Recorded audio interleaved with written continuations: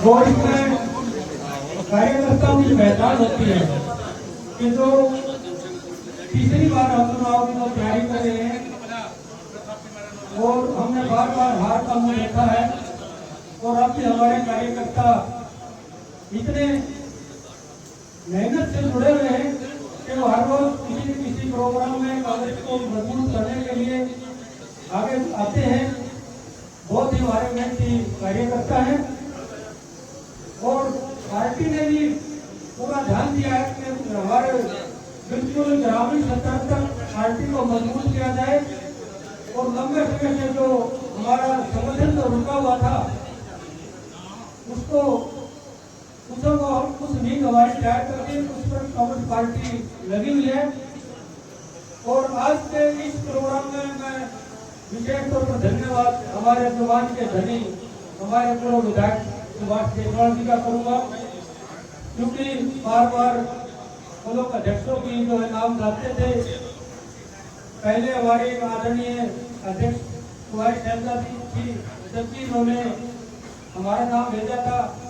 उसके बाद हमारे उनके भांजी अध्यक्ष बने, तब भी उन्होंने हमारा नाम भेजा और अब हमारे राव नरेंद्र सिंह जी बने, फिर इन्होंने हमारा नाम भेजा। तो ये एक जुबान के धनी की पहचान होती है। राजनेता में ये गुण होने चाहिए कि जो वायदा कर लेते हैं वो उस वायदे पर टिके रहते हैं। हमारे जिला प्रधान जी साहब जी जिन्होंने इसकी भूमिका बनाई उनका भी विशेष धन्यवाद मैं करता हूँ कि हमारे को ब्लॉक प्रधान की जिम्मेवारी दे करके कांग्रेस पार्टी के साथ और भी हमारी जो ड्यूटी बढ़ाई है, जिसको हम पूरे तन मन धन से पार्टी को खींच रहे थे, आगे भी खींचेंगे। और मैं हाईकमान का धन्यवाद करता हूँ। इसमें हमारे सांसद थे सिकंदर हुड्डा जी, तो हमारे सतपाल जी ब्रह्मचारी थे और हमारे हुड्डा साहब और राहुल गांधी जी जिन्होंने विशेष तौर पर इस देश में कांग्रेस को जीवन दान दिया है। जो लोग कह रहे थे कि कांग्रेस से मुक्त भारत करना है, उनका सपना जो सपना सुन करके आज राहुल गांधी जी बहुत बड़े नेता सूझबूझ वाले नेता के रूप में उभरे हैं। और इस देश में अब दूर नहीं है कि कांग्रेस पार्टी जो सरकार बनाने जा रही है, क्योंकि लंबा समय हो गया भारतीय जनता पार्टी में हर चुनाव में पुराने वायदे भूल जाती है और 5 साल लोगों को गुमराह करती है और उनको जाति के नाम पर धर्म के नाम पर बात करके बार बार सरकार बना लेती है। और जब इसमें भी काम नहीं चलता तो वो चोरी का काम करती है और इस तरह से तीसरी बार सरकार बनाई है। लेकिन अब लोग समझ चुके हैं और सबसे बड़ी बात हमारे युवा समझ चुके हैं, क्योंकि सबसे बड़ी समस्या तो बेरोजगारी की है, महंगाई की है, जिसकी आदरणीय मोदी जी ने भी बार बार लोगों को कहा था कि हम हर साल 2 करोड़ जो वो रोजगार देंगे, गरीबों के मकान बनाएंगे,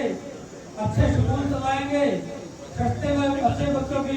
अकेडमी में पढ़ाई होगी। लेकिन वो युवा इस बात को समझ चुका है और आज दिल्ली में धरने पर बैठा है, जिसने शिक्षा मंत्री का इस्तीफा लेने का काम किया। तो लोग अब जागरूक हो चुके हैं, लोग थोड़े नहीं रहे कि वो जमाना गया जब शुरू में वायदे करते हैं, चाहे वो हमारा काले धन का था वो वायदा किया, उसके बाद उसके बदले में क्या मिला? हमें नोटबंदी मिली, जिसने बेरोजगारी को बढ़ाया, बाजार बंद कर दिया, व्यापारी वर्ग का धंधा बंद कर दिया। और उसके बाद फिर हमारा जो है हमारा ये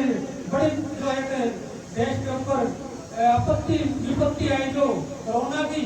उसमें भी हमने हमारी सरकार को देखा कि लोग जो वो नदियों में बहाए जा रहे थे, उनको दाह संस्कार के लिए भी जो है लकड़ियां नहीं मिल रही थी, उनको कफन तक